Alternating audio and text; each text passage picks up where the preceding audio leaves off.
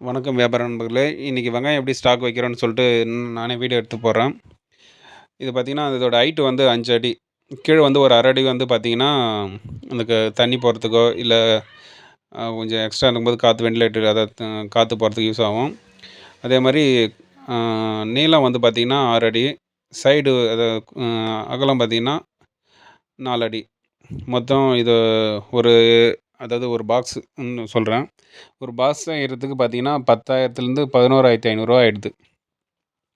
நம்ம வெல்டர் கொஞ்சம் எக்ஸ்ட்ராவே போட்டிருக்காரு. கொஞ்சம் அதாவது இரும்போட திக்னெஸ் அதிகமா போட்டிங்கன்னா நல்லா தாங்குன்றாரு.